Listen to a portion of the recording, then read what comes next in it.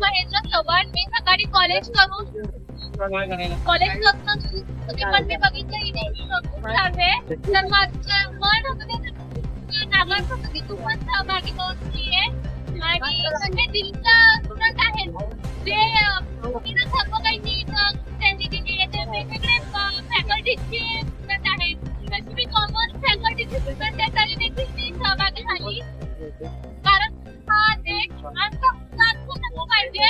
मला educated student पाहिजे जो लोक पाहिजे आणि शिक्षणवादी असला पाहिजे काही असला पाहिजे. तर आता आपण जाणून घेऊया विद्यार्थी या जो महाराष्ट्र बंदचा जो आपण मोर्चा काढलेला त्याच्याबद्दल विद्यार्थ्यांनी काय बोलतो ते करूया.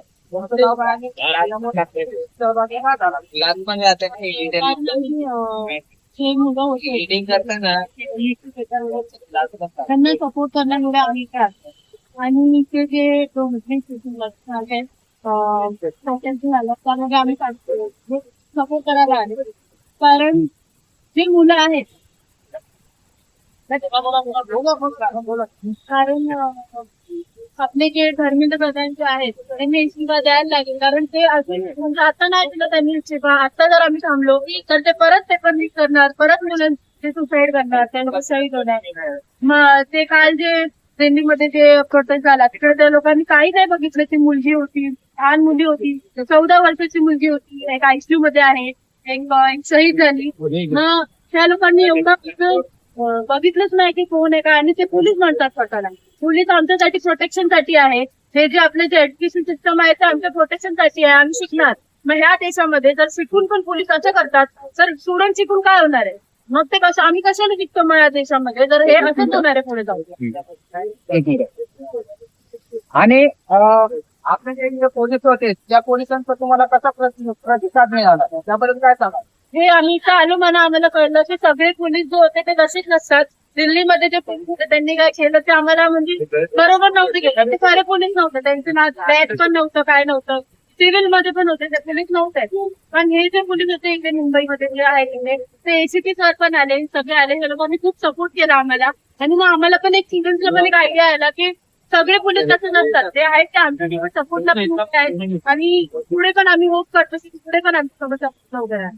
त्या अनुषंगाने या डोंबिवली शहराच्या वतीने डोंबिवली शहरामध्ये सगळे विविध पक्ष संघटना या आखेला या अनुषंगाने ते सामील झालेले आहे. या सगळ्यांचे मी सगळ्यात आभार मानतो. आणि घटना विद्यार्थ्यांची घडत आहे त्यांच्यासोबत अजूनही घडत आहे. अजून ती थांबलेली नाहीये. त्या ठिकाणी नेट बंद केलेलं जाते अजून पण आणि नेट बंद केल्याच्या नंतर ते काही करू शकत अजून भीती तिकडच्या विद्यार्थ्यांमध्ये अजूनही तिथे चालू आहे. या अनुषंगाने आम्ही एकच सांगू इच्छितो जर या गोष्टी आता थांबल्याने आज हे आंदोलन एक शांततापूर्ण अशा परिस्थितीत आम्ही घेतलेलं आहे. परंतु या येणाऱ्या काही दिवसामध्ये जर या गोष्टीमध्ये जर बदल झाला नाही आणि धर्मेंद्र प्रधान यांनी राजीनामा दिला नाही तर हे आंदोलन अति तीव्र करून विद्यार्थ्यांच्या मागण्यासाठी आम्ही रस्त्यावर उतरू हे आपल्या समोर सांगू इच्छितो. जय भीम. आवडलं असेल तर लाईक करा, मित्रांना शेअर करा आणि हो सबस्क्राईब करायला विसरू नका कारण हा आहे आवाज वंचित बहुजनांचा तुमचा हक्काचा आवाज.